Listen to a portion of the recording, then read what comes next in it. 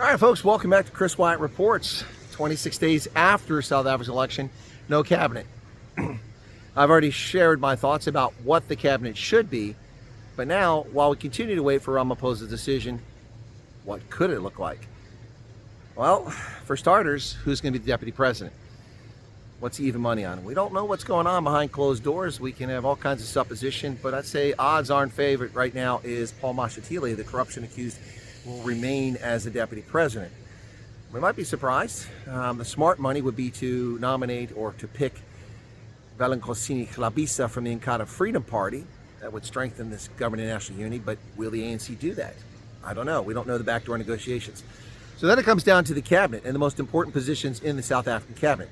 Well, those, in my view, in order to put the country back on the correct trajectory to improve things for everyone's benefit, black, white, brown, Christian, Muslim, Jew, all South Africans, would be to have the Democratic Alliance with finance, police, justice, education, public enterprises at a minimum.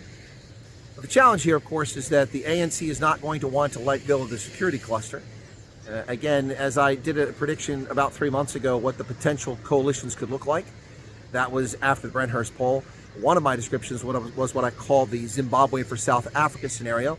And that's a scenario where you have the ANC retaining the security cluster and the Democratic Alliance going into a coalition with them, which is similar to what we're seeing now. And the DA would be giving non-essential ministries, with the exception of finance.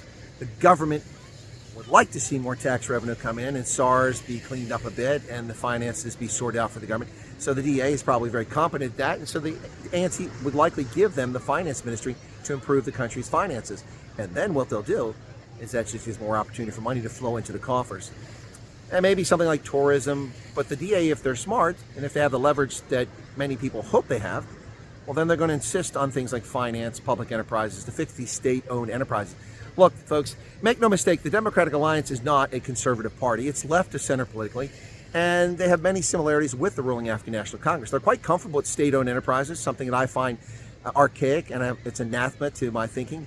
State-owned enterprises are not in existence for profit and for innovation and improvement in entrepreneurialism. They're in business to hand out patronage jobs to folks in the public and also to provide a public service, but they don't do a particularly good job providing public service. So let's just run through a list of some of these. Transnet, disaster. South Africa's ports are the worst performing ports on the planet. South African Airways, bankrupt. And this thing is just a white elephant that sucks money out of the economy and should have died a death a long time ago. The list goes on and on. Eskom, shall we even mention Eskom?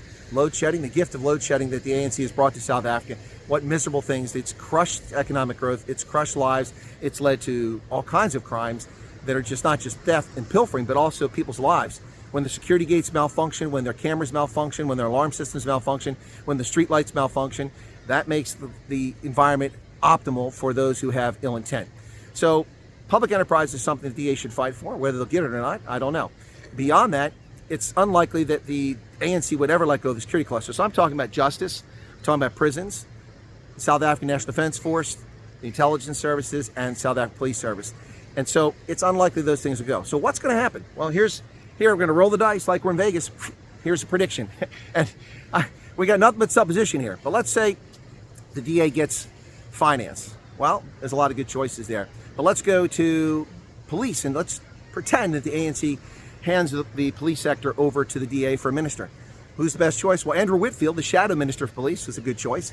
Leon Schreiber's another good choice. A lot of people talking about Ian Cameron, but this fake controversy that's being drummed up over Ian Cameron has really put the kibosh on that. He's also pretty young, so I would go with Andrew Whitfield in that position. Finance, a lot of good choices. The Democratic Alliance, we're not sure where to go. So who will get what? We don't know. It's all supposition at this point. We're still waiting on Cyril to, I don't know if he's hanging out at Pala Pala, looking through the sofas, trying to find a little cash to. But the bottom line is that no cabinet, 26 days in. At some point, he's going to have to name a cabinet. But as I said in my previous production, no cabinet is not a bad thing for South Africans. No cabinet means that there are no government officials who can sap your liberty with laws and rules and regulations to take things away from you.